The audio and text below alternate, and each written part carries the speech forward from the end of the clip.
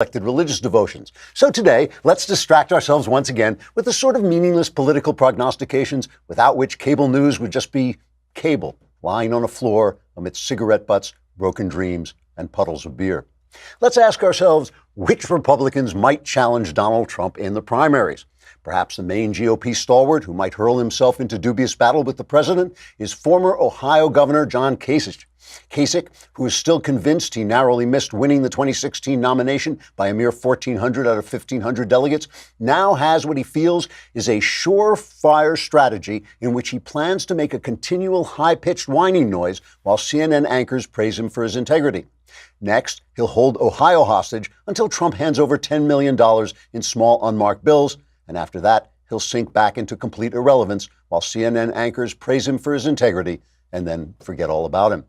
Another Republican challenger is Arizona's Jeff Flake, who is said to be contemplating a White House run in order to discover just how few votes one candidate can get.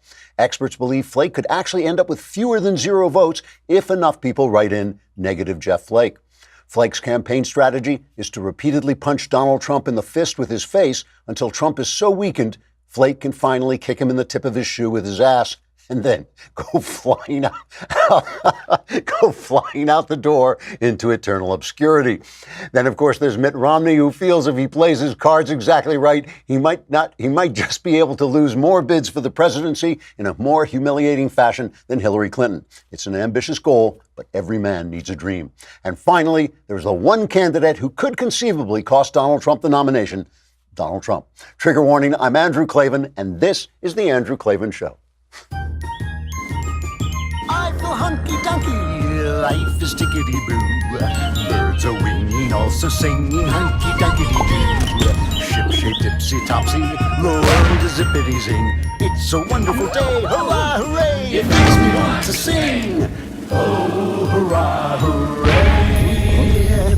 Oh, hooray, hurrah! Are you not entertained? One of these days I'm going to get through an open without cracking myself up. But until that time, at least I'm having a good time. All right, we've got the mad Hungarian Sebastian Gorka is with us. And the mailbag is tomorrow. You know the drill. If you want to be in the mailbag, you've got to subscribe. So go to dailywire.com and subscribe. This is Giving Tuesday. Now, a lot of people, want you to give your money to the poor. But will the poor send you a leftist tears tumbler? No, that's because they're poor. I'm joking. Please send your money to the poor. But if you have any left over, subscribe to dailywire.com. It's 10 lousy bucks a month, 100 lousy bucks for the entire year. That's when you get the wonderful leftist tears tumbler, and you can be in the mailbag. Just go to dailywire.com, press the podcast button, press the Andrew Klavan podcast, press the little mailbag symbol, and then you can write your questions, anything you want to ask me about, your personal life, your religious doubts and fears, your political musings, anything. And my answers, guaranteed 100% correct, and will change your life sometimes for the better. Another thing that will change your life for the better is the Lefties Dictionary, which is now on sale at Amazon, and the price is still low. So go on there and pick up a copy. Great Christmas gift, especially for some leftists that you really want to annoy. And finally, Another Kingdom is available if you're a subscriber. Another good reason to keep from giving your money to the poor and give it to us instead. And the holidays are coming. The holidays are coming, and that means, you are going to be mailing stuff to folks, and you are going to need the post office. And where you want the post office to be, you want it to be in your computer, because you just don't have time to drive to the place itself, especially if you live in LA, where nothing is closer than 30 minutes away. I love stamps.com. I do. It's got everything. It's got all the stuff you would get at the post office, but it's in your computer where it belongs, where everything should be at this point. Stamps.com. With Stamps.com, you can buy and print official U.S. postage for any letter, any package, any class of mail using your own computer and printer. Then the mail carrier picks it up. No trips to the post office required. It could not be easier. Plus, it's fun. With Stamps.com, you just put the envelope into the printer. It comes out with a bona fide stamp on it. It's just amazing. Right now, you too can enjoy the Stamps.com service with a special offer that includes a 4-week trial, plus postage and a digital scale without long-term commitments. Go to Stamps.com, click on the microphone at the top of the homepage, and type in Klavan. That's Stamps.com, and enter Klavan and send off that mail saying, how do you spell Klavan? It is Klavan. I don't get to use Klavan when I use stamps.com, but I use it because it's just so easy. It just works.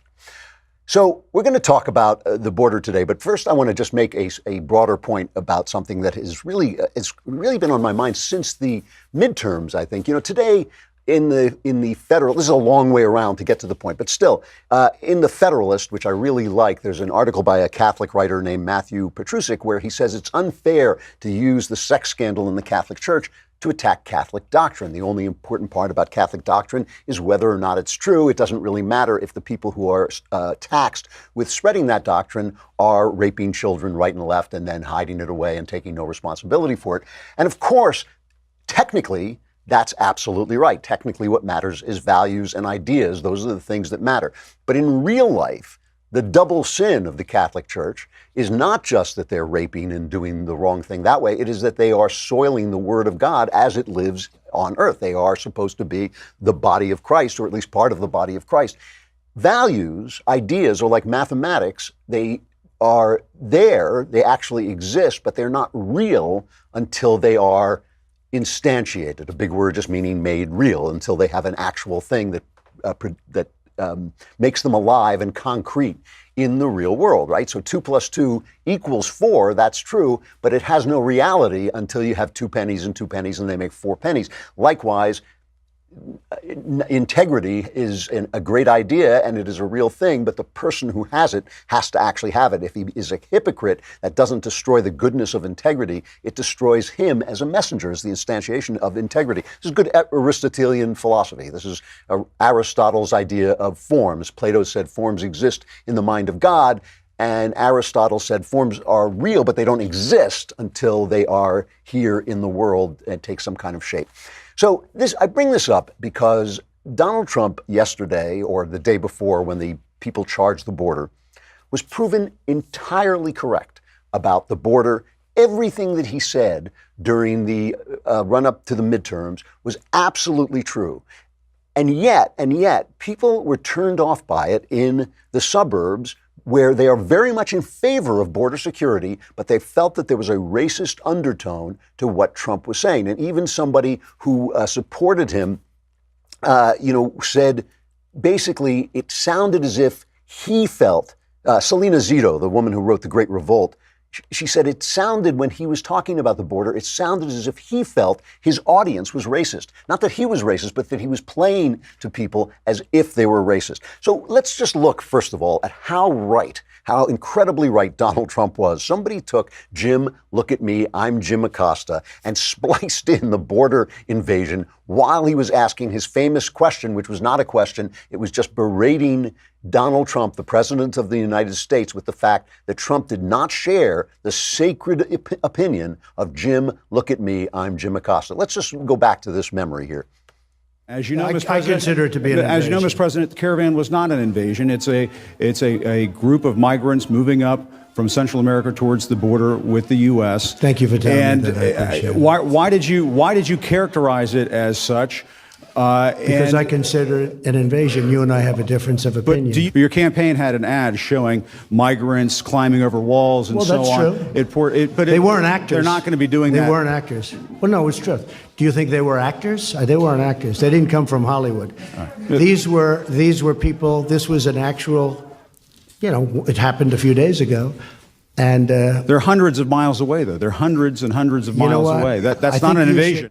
Who could ever have guessed? How could Jim, look at me, I'm Jim Acosta, have ever guessed that people hundreds of miles away moving in our direction would eventually reach our border? I mean, hundreds of miles away, that's like an eternity. They would just keep walking forever. I mean, it was stupid on its face. Trump was entirely in the right.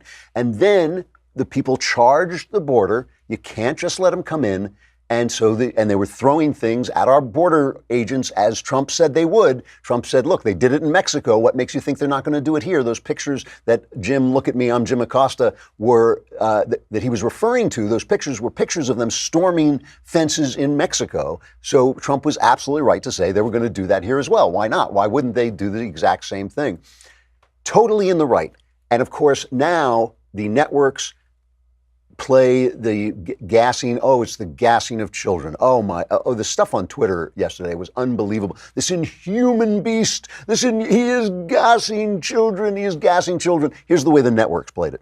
The images of the tear gas used at the U.S.-Mexico border seen across the country and the world. Thousands of migrants from that caravan have now arrived in Tijuana. Some of them breaking through Mexican security, U.S. Border Patrol, then firing tear gas at them. This mother and her children among those caught in the chaos. Tonight, President Trump was asked about the tear gas. We met 16-year-old Henry covered in those bandages. Now, one of the things that he says is that he's not going to stop. He wants to still get into the United States, and he's not going to quit now just because he was wounded. The clash has forced authorities to close the San Ysidro port of entry, one of the busiest on the planet, for nearly 7 hours. Thousands of people, most there legally, stranded at the border. Officers are trying to keep the peace after hundreds of people rushed the U.S.-Mexico border yesterday. What started as a peaceful march turned into chaos. U.S. authorities fired tear gas at mostly adult males, but some of it hit women and children, including Maria Meza, her escape captured in this dramatic photo. We caught up with her today. When I see that photo, I just want to cry, she says, claiming that she wasn't crossing the border illegally, but trying to reach it to apply for asylum.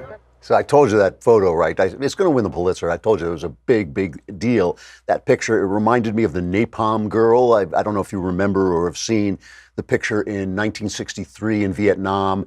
The South Vietnamese, who were our allies, accidentally mistook a village for a force of Viet Cong, and they napalmed them, and this little girl came running naked out of the village screaming, and that became an iconic picture. Richard Nixon at one point wondered, oh, was it posed? I mean, people have been wondering about this picture. Was it posed? It doesn't matter. It doesn't matter. You know, as Boss Tweed once said about the cartoons that helped bring down his administration, people don't read, but they can look at the pictures, and that's what they're depending on here. And of course, you know, not only are, well, let's start with the tear gas. Let's start with this. The Washington Times has reported that the same tear gas agent that the Trump administration is taking heat for deploying against a border mob this weekend is actually used fairly frequently, including more than once a month during the later years of President Obama's administration, according to Homeland Security data. U.S. Customs and Border Protection has used what's called CS since 2010 and deployed it 26 times in fiscal 2012 and 27 times in 2013. The use dropped after that, but was still deployed 3 times in 2016, Mr. Obama's final full year in office. Use of CS rose again in fiscal 2017, which was split between Obama and Trump. So it's something they do so they don't have to kill people. They don't have to shoot them. They drive them back with the gas. And, you know, it's of course, it is absolutely infuriating to have Trump crucified for something that just was not meant, was invisible during Obama's administration, just didn't happen. The other thing, of course, is this idea about the women and children. And this is, you know, obviously what they are using, what these immigrants are using to make them seem more appealing, more sympathetic, you know, oh my God, they're gassing women and children. It is also interesting to me that the purveyors of radical feminism, our media, our left wing, suddenly takes recourse in the fact that women and children are, of course, the more vulnerable groups, and we do feel more for them. But let's take a look at a hilarious moment on MSNBC when Gadi Schwartz is out there and they say Donald Trump is wrong. There's so many women and children out there. And Gadi Schwartz is forced into the position of being a reporter and telling the truth. And by the way, this is something that's happening a lot in our news media. Reporters want to tell the truth. On the street, reporters often want to tell the truth. They are being forced not to tell the truth by the middle managers. This is what happened to Sharyl Attkisson. This is why she left CBS when they wouldn't let her report on Fast and Furious and other Obama scandals because it was important that the Obama administration be scandal-free. Right? Remember, Obama must be scandal-free. Reporters often want to tell the truth. So here's a beautiful moment of left-wing MSNBC getting wrong-footed by a reporter's actual journalistic instincts. Some people look at these images and they listen to the president who says it's not women and children, it's stone cold criminals. So my first question is, you're in that tent camp. Besides that family, give us the profile of who is there mostly and what are they looking for? Because it seems as though, to your point, they don't actually have the necessary information so they know how to cross the border. There could be people yesterday who were running because they thought it was their only chance. Right. And it's very difficult because this has become such a polarizing issue. If we kind of take a walk, you'll be able to see for yourself. Again, this is the inner sanctum of the shelter. You're going to see a lot of families here, a lot of women and children. But the truth is the majority of the people that are part of this caravan, especially outside, if we can make our way all the way over there, we'll show you the majority of them are men. So when this becomes a polarized political issue in the United States, you have people on one side that point and say, there are women and children here, and that is true. And then there are others who point and say these are men that are trying to cross the border, and that's true too. From what we've seen, the majority are actually men, and some of these men have not articulated that need for asylum. Instead, they have talked about, going to the United States for a better life and to find work. And remember, this is the other thing about the asylum law, right? The asylum law is you have to go for asylum to the first country, available country that you reach. So a lot of these people have turned down asylum in Mexico and already are not available. That means asylum here is not available to them. They're taking advantage of the law. The way they take advantage of the law is if they can get in, even break in illegally, if they then say, oh yes, but I'm here for asylum, they have to get a hearing. If they get a hearing, they have to be put they have to be confined or else they'll disappear into the country. So they have to be confined. If they're confined with children, after a while, the children have to be taken away from them. And that gives the left the chance to moan and cry about, the children being pulled out of the loving hands of their parents who brought them into this place in the first place. It has nothing to do with Donald Trump. It was happening under Obama. It is Donald Trump obeying the law as he must. And it is infuriating. It is infuriating to watch the press, this dishonest press, try to pin something on Trump that is not, the only thing he's done here is tell the truth, except for one thing, which I'll get back to in a minute. But I just have to play just a couple of more pieces of, got a fly in our studio. Maybe he's running something. I shouldn't kill him, we'll lose the sound. But I have to play just two more clips of the press to show you some of the stuff that is actually going on in the reportage of this event.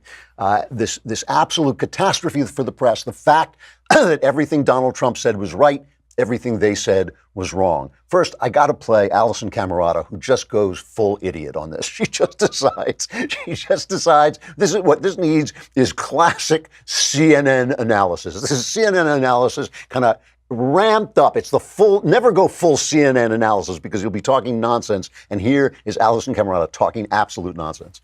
As unfortunate as this incident is, I'm not sure that it proves that we need a border wall. In fact, it's the opposite. The border worked. Border security here worked. So however many people rushed the border, 39 were arrested. They are going to be deported. No one breached the border. So shutting down the border worked, and it also proves that we don't need a border wall because the migrants they went out of their way to go to the Tijuana entrance because the rest of the border was considered too hazardous, too dangerous to cross. So they went an extra hundreds of miles to the port of entry of Tijuana because they considered that the easiest. So, in other words, the system is actually working. So never go full CNN, Allison. So the idea here is Trump is a monster for gassing women and children, but it worked, so we don't need the wall. That's basically the logic here. That is full CNN. Never do that. Never do it. But the wonderful thing, and this is again MSNBC. I mean, I never play MSNBC because there's no reason to make fun of a left-wing station for being left-wing. But this is kind of amazing. As Chris Matthews, like the little light bulb is going on. We played yesterday John Kerry and Hillary Clinton, who both finally understand that when you let people in, it gives credence to actual bigots. It gives credence to the hateful people who say, don't want Mexicans in. I mean, this to me has nothing to do with Mexicans. It only has to do with the rule of law. The rule of law is so important. It is what makes America America. It's what makes people equal when you are equal under the law. If the law is just what people want it to be, if it's just feels and what we feel is right and good, then it's going to be different for each person, and we're no longer equal under the law. That is why the rule of law matters. This border situation is a major, major failing of Congress. They do not want to do anything about it because they want the workers, they want the voters, and they want to make it into an issue come election day. That's why they don't do anything. That's why they don't move off the dime. It's their fault this is happening, not Trump's. But even the left is starting to catch on that this is not a good look for them. I mean, play Chris Matthews, number 4. There's a lot of poverty in the south of our border, all the way down to Tierra del Fuego. There's 2/3 of a billion people living down there. A lot of them are poor, desperately poor, and living in countries where there's no freedom at all and danger. So how do we regulate honestly in an American way acceptance of asylum seekers? How do we develop a profound, comprehensive immigration policy that we are proud of as Americans to enforce? Because at some point, there's going to have to be enforcement. At some point, there's going to have to be enforcement. And by the way, let's just play that quick montage of all the Democrats. All the Democrats once knew this. This was before leftism and its nonsense and its lies and its distortions became all the rage among the Democrat Party. Our immigration system is broken. Illegal immigration is wrong, plain and simple. All Americans, not only in the states most heavily affected, but in every place in this country, are rightly disturbed by the large numbers of illegal aliens entering our country. The people who should be here are those who come legally. We have to send a clear message. Just because your child gets across the border, that doesn't mean the child gets to stay. All right, so they all knew it. So let me return to my original point. Trump made a mistake, it seems to me, during the midterms when he made this into the kind of issue he made it into, when he ginned it up into a fear issue, into a criminal issue, and into it, and spoke about it in a way that struck voters who might have been more sympathetic to him as being racist. I mean, this is an analysis that I think has some validity to it, that Donald Trump, look, he's a blunderbuss. He's the bull in the china shop. The wonderful thing about the bull in the china shop is there is a lot of glass in this society right now, and especially in this culture, a lot of glass that needs breaking. And putting the bull in the china shop, good idea. A lot of stuff needed breaking, but not everything. Not everything. And we don't want this. This is not a racial issue. This is not about the fact that these people are from Mexico. I don't even believe that there's a large contingent of people who feel that way.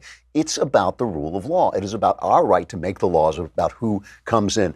Trump, I've said this a million times, I know, but it's worth saying he is a flawed vessel. I mean, this thing, the Mueller investigation is really interesting right now. Today, there was this very, very interesting development where basically Mueller went to the courts and said that Paul Manafort, who had made a plea deal that he was going to tell everything he knew in order to get a better sentence, that he was lying to the FBI and to Mueller's office, so they don't want to give him the lesser sentence. They want to go back and have him sentenced. And Manafort says no, he has told the truth as he knows it. And, it's an interesting situation. The Guardian, the left-wing British paper, ran a story saying that Manafort may have met with Julian Assange, the WikiLeaks guy, who printed a lot of emails that the Russians had cached from Hillary Clinton. So and he did it just before he joined the campaign. So that would be like a good thing for Mueller, for the people who want to get Trump on some kind of Russian collusion. But Assange says he will bet $1 million with The Guardian. He says everything that has happened to Assange has been recorded because he's stuck in that embassy in Ecuador. So everything has been recorded. Nobody came. The story is completely untrue. And he just dissed the story. But it really is interesting what is happening in the Mueller investigation. There's something like over 50 closed indictments. He obviously has a lot of information. If he can actually go to a court and say that Manafort is lying, he must have other means of finding stuff out. We don't even know at this point because he went back to the Justice Department and Rod Rosenstein gave him a new brief to follow. We don't even know what Mueller is investigating. Trump is still hammering him. He put out this, this tweet, the phony witch hunt continues, but Mueller and his gang of angry Dems are only looking at one side, not the other. Wait until it comes out how horribly and viciously they are treating people, ruining lives for them, refusing to lie. Mueller is a conflicted prosecutor, gone rogue. The fake news media builds Bob Mueller up as a saint when in actuality, he is the exact opposite. He is doing tremendous damage to our criminal justice system where he is only looking at one side and not the other. And we don't know. For instance, Manafort may be playing for a pardon. He may be saying, oh, I can, if I'm a stand-up guy, I'll get a pardon. We don't know. The one thing we do know is all the stuff that Trump is supposed to have done, fire Mueller, pardon Manafort, all this, hide this, hide that, hasn't been done. I mean, they keep saying he's going to do it. They keep predicting he's going to do it. But so far, Trump has sat on his hands and let the investigation take place while he sat on one hand. With the other, he is tweeting all this stuff about Mueller. But I want to just play, before we get to Sebastian Gorka, I just want to play this one cut of Alan Dershowitz, who he is a liberal. He was on the show. He says he's a stone liberal, but he has been Trump's supporter in the sense that he has felt that he has been hounded unfairly by both the press and the legal establishment, that the ACLU has covered itself in shame. And so he's been fair. Pardon me, he's been a fair voice so far. And this is what he says about the Mueller investigation. I think the report is going to be devastating to the president. And I know that the president's team is already working on a response to the report. And so at some point, when the report's made public, and that's a very hard question considering the new attorney general who has the authority to decide when and under what circumstance to make it public, it will be made public probably with a response alongside. The president will say, look, it's political. There's their account and there's our account. And then the American public will have to judge the credibility. So, that's Dershowitz, a guy who's been utterly fair about this, saying that this is going to be a devastating report. And I'm pointing out, by the way, that this whole fight about Whitaker at Justice is about whether or not this report is going to be released. Of course, Adam Schiff, the McCarthyite congressman, is going to try everything he can do to get it released if it's as damning as he's predicted it has been. It's going to be a fascinating thing because we have got a guy, Donald Trump, has stood up for a lot of values of which I approve. He has done a terrific job. He's been right about judges. He's been right about business, about regulation. He's been right about Israel. He's been right about how to fight ISIS. He's been right about so many things that the left has gotten tangled in their own political correctness and stupidity. But there's no question that he's a great big character with great big character flaws, and that those flaws may ruin even the truth that he speaks. And so we're going to have to instantiate the values that we believe in, even if he gets himself in trouble. And we'll find out. We have one of his biggest supporters here, Sebastian Gorka, and one of his most eloquent supporters. And I want to ask him about some of this, and I will in just a minute. But first, we have to say goodbye to Facebook and YouTube. You can continue listening on dailywire.com or on YouTube. But if you want to watch the whole show streaming live on the site itself, you got to subscribe. dailywire.com. Subscribe for a lousy $10 a month, a lousy $100 for the year. You get the Leftist Tears tumbler. You get Another Kingdom on Mondays when it's released. You get the full visuals of Another Kingdom. You get Knowles, you get Shapiro, you get so much. Why give your money to the poor? Stop me. Don't laugh at these jokes, folks, because they just encourage me. Don't give your money to the poor, but whatever you have left, give it to us because we want it. All right, we got Sebastian Gorka coming up.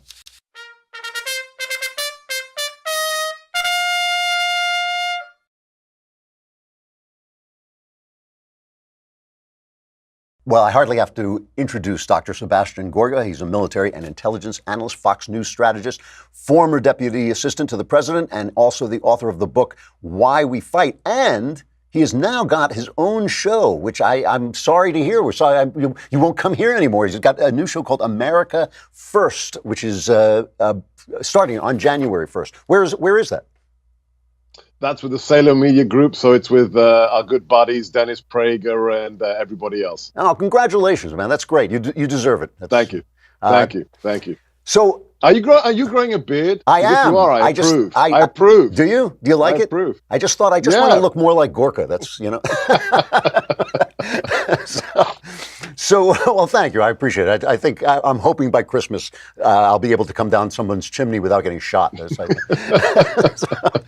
I'm really happy you're here, aside from the fact that I like seeing you. I'm happy you're here because you're such an eloquent defender of Donald Trump.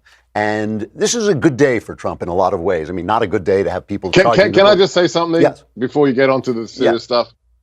I tell everybody who will listen that you are one of my favorite podcasts. But what you did with Knowles, that behind the scenes of Another Kingdom, that was the best ever. That insight into Hollywood, into the insanity, into the whole male-female thing. If you guys have not listened to the extra, shame on you. Listen to it now. Well, I appreciate that. Thank you. It was actually an entertaining talk. I enjoyed doing it. I appreciate it. So Donald Trump has been proved utterly right. Now, Jim Acosta looks like he looks like the buffoon he is. And, you mean Abilio Acosta? Yes. Look at me. I'm Jim Acosta. And Trump has been proved totally right. Did he make a mistake? Did Trump make a mistake in selling the border crisis, the caravan crisis, as hard as he did? I was quoting Selena Zito, who says he alienated some suburban voters who support border security, but felt that he was being racist, that he was selling a racist message. Now, I ask you this because I know you support him. Do you feel he may have made an error there? Well, I can't give you any kind of empirical data that would give you an answer either way. But when you look at the footage of asylum seekers throwing rocks and bottles at the CBP, and the CBP sounds like another government acronym, but the Customs and Border Patrol are simply the federal police officers who guard the front door of America. My parents were refugees from a communist dictatorship. The idea that they'd throw rocks at the nation, at the officers of the nation that are protecting that nation's citizens, I think there is nothing he could do to oversell the threat. These people are punks. Anybody who comes to America or wants to come to America waving the flag of Honduras and then assaults our officers, it's not a refugee, it's not an asylum seeker, it's a criminal. Do you think there is any chance? I mean, now we've started to hear Hillary Clinton, John Kerry talk about the mistake that Angela Merkel, because it's bringing Merkel down. She's basically out because of this. We saw Chris Matthews on MSNBC saying there's got to be enforcement at some point. Is there any chance that this new Democrat Congress is going to come in and say, okay, we will trade you some border wall funding for DACA? First things first, you have to ask the question, why? Why does Hillary, why does the German Hillary, why does Merkel suddenly do a 180? This isn't about suddenly the scales have fallen from their eyes. It's what it's always about, Drew. You know it as well as anybody. It's about power. They realize that this isn't working. They realize that the open border mantra that 7 billion people should be allowed into America isn't working. So they want to maintain power. So what do? They get into their boat. They shift the sails to the right direction to catch the wind. They couldn't care less on the issues. It's about staying in power. So no, I don't think there's any chance that there will be a reasonable House with people like Maxine Waters and Adam Schiff running committees. The next 2 years is literally going to be the lunatics running the asylum that is the House of Representatives, which means in 2020, it's going to be a cakewalk for the president back into the White House. You think so? You think this is... Yes. All right. Well, I'm going to hold you to that. We're going to remember that prediction. But now, Maxine Waters, I mean, she had some crazy thing where she was saying the entire caravan was a conspiracy that Trump invented. So, you're obviously right about what's going to happen next. I mean, Adam Schiff is he's such a McCarthyite. He's going to be investigating Trump's shoe size by the time he's finished. Do you see in this Mueller investigation, I heard yesterday there was something like 52, I believe was the number, closed indictments. I mean, and Dershowitz saying this is going to be a disaster for the president. Do you think this is a disaster looming? No, because I know that there was no Russian collusion. I was in the Oval with the president. It was May of 17. It was just the two of us, and I think Jared had just testified or just given his press conference. And I was in there for another issue, and the president just looked at me suddenly, broke the conversation, and he said, "They will find nothing because there is nothing." So the fact that we've had what are the indictments to date? Really, Papadopoulos gets what? 2 weeks? Yeah, 2 weeks. Because he misspoke in front of a federal agent. We have Manafort, who's getting indicted, charged, and prosecuted for wire fraud 12 years ago with a contract that had to do with the Ukraine. This is absurd. Robert Mueller is out of control. So, the question is, how long will he go on wasting our taxpayer money? Because to date, Drew, it's $35 million that he spent. $35 million. It's a travesty. Do you think that there's any, for instance, we don't know what Rosenstein has allowed him to do at this point. We don't know how he's changed his brief. They've kept this under wraps. Do you think there's any chance he's going back into some arcane business deal that Trump made, or some kind of, something that he can use to say he violated the emoluments clause or something like that? Do we know? Do you have any sense of how far this has gone and how far abroad he's seeking? With the latest alleged report from The Guardian in the UK, which when I was in the White House, literally manufactured a whole story out of whole cloth with regards to me wanting to become the special representative, the special envoy to Libya. I mean, you put a loaded 1911 to my head, I wouldn't want that job. So The Guardian has a reputation for fake news, but The Guardian's reporting that Manafort met with WikiLeaks 3 times. And what did WikiLeaks respond? We give you $1 million if you can prove that we met, because it never happened. So either The Guardian is making this up again, totally, or Robert Mueller is so desperate that he's trying to squeeze Manafort to actually manufacture damaging evidence against himself and the president as part of his plea deal. So, Drew, to answer your question, he could, because we don't know that the mandate. This is the danger. I don't like special counsels. I hate special prosecutors. I don't care if Bill Clinton's the president. I don't care if a Republican's the president, because this is like a massive intercontinental ballistic missile without a targeting system. You just launch it and off it goes. And sooner or later, they start doing stuff that has absolutely nothing to do with the original mandate. So if Robert Mueller continues to do what he's done so far, clearly, yes, I think he might be investigating whether Donald Trump gave somebody a noogie in high school. One of the other amusing things to watch on cable news is people speculating about what Donald Trump is going to do. The Democrats have gotten themselves so worked up about Whitaker in the Justice Department basically firing Mueller. And there's been Trump has literally done nothing to stop this investigation. He's actually Trump the dictator, right? Yeah, Trump the totalitarian dictator. It is he hasn't wonderful. Locked up any journalists, unlike Obama. It's also funny how the people escaped from his prisons to vote his party out of office in the House. I mean, it was an amazing feat. But do you think that there's any chance that Trump? I mean, he is running Mueller down incredibly on Twitter. Is there any chance in your mind that he says, I'm going to pardon Manafort, I'm going to fire Mueller, I'm going to do any of the things that the Democrats keep saying he's going to do? I don't want to give away the best of my old boss's secrets. Yeah. But if you watch him closely, and I know you watch him closely, watch what he signals, and then what he does afterwards, because they're not the same.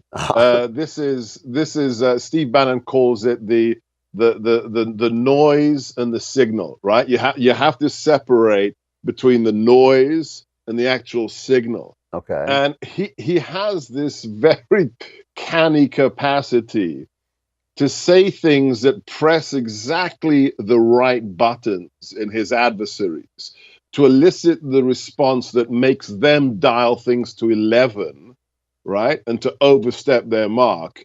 when he has no intent to actually do the things he's signaling, but to just bring them out of the closet for their, and to display their insanity. So I don't want to give you any more clues about, I'm working on my third book, which is called Why Trump Always Wins. Okay, so no, this is not a joke. I've got 4 weeks left to finish it, so I'm working on it right now. But if you want to really understand the man, look, who said it? Was it Selena? I think it was Selena who said it originally.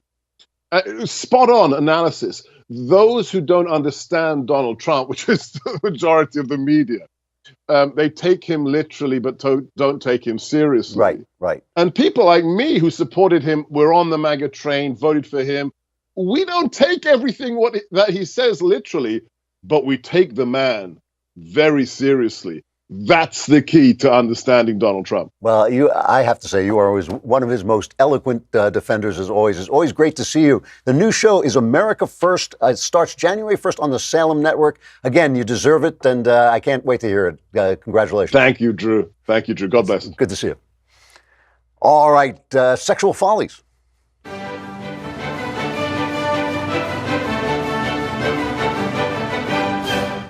So yesterday we were talking about analyzing this whole transgender craziness, and I didn't get a chance to bring in this New York Times piece by Andrea Long Chu with the wonderful title, "My New Vagina Won't Make Me Happy." I've never had that experience. New vagina always makes me thrilled. But, this show has gotten out of control, you guys. You need to come in here with a net and carry me out of here. But there's this guy, I guess, who is about to become a girl, or about to be operated into a flesh-made girl costume. And she is saying, I was not suicidal before I started to take the hormones, but now I am. And I won't go through with killing myself because killing is icky. But, he talks about the fact that the hormones make him cry and make him, more emotional and all this stuff. And he says, I still want this, all of it. I want the tears. I want the pain. Transition doesn't have to make me happy for me to want it. Left to their own devices, people will rarely pursue what makes them feel good in the long term. Desire and happiness are independent agents. So this person is self-destructive and crazy and is telling us that he's self-destructive and crazy. Desire and happiness are independent agents. We want things that make us unhappy. Well, that, of course, is true. We call that original sin. It is absolutely true. But it's not a reason. I mean, he says that the doctor shouldn't have the choice of whether to do something for you according to whether it makes you happy. If you want to do something that makes you miserable, the doctor should have to do it. But that's insane. I mean, that is insane. And it's amazing to me that they're running pieces like this that actually, they use this kind of pseudo-intellectual language, desire and happiness are independent agents. That's just to say you desire things you shouldn't desire. You want things you shouldn't want. We all know that to be the case. We all know what human beings are. But that is a very good argument for not allowing these operations to take place, for not doing these things. I mean, if somebody came to a doctor and said to him, I want you to cut off my leg because I like being an amputee, the doctor has a responsibility not to do that. And it's not what you want is necessarily not the guide to everything. This is really an interesting situation. I want to recommend a story to you. There's a story going on that was reported on our site. A Texas father is fighting for his son in court after pushing back on his ex-wife's claim that their 6-year-old is a transgender girl. The ex-wife is dressing the kid up as a girl, but the father says when he comes to his house, he offers him whatever choice of clothes he wants, and the kid always takes the boy's clothes. Read a short story. There's an old short story writer named Charles Beaumont. And Charles Beaumont, if you ever watch the old Twilight Zone episodes, he wrote a bunch of those. He wrote Printer's Devil, Number 12 Looks Just Like You, a bunch of very famous ones. He wrote some movies, but he was basically a great short story writer. Dean Koontz was very inspired by Charles Beaumont. He wrote a story, I believe the way to pronounce this is Miss Gentibelle. And Miss Gentibelle is about a woman who dresses her son up as a girl because she hates men so much. She says men aren't human beings, and if you want a human being, you have to be a girl. And it's a horror story, and really everybody who talks about this stuff should definitely read the story. It is worth reading, and it is a very, very frightening and horrific picture of the kind of sexual dysfunction that goes into some of this stuff and should be reported and treated in that way. Okay, tomorrow is the mailbag. So go to dailywire.com, subscribe, watch Another Kingdom, watch me and Knowles talk about Another Kingdom, and then go to the podcast place, go to Andrew Klavan's podcast, and then hit the mailbag button. Ask your questions. I will answer all your questions, solve all your problems. The holiday season will be bliss, and all that for a lousy $10 a month. Where do you get a better deal than that? I'm Andrew Klavan. This is The Andrew Klavan Show. We'll see you tomorrow.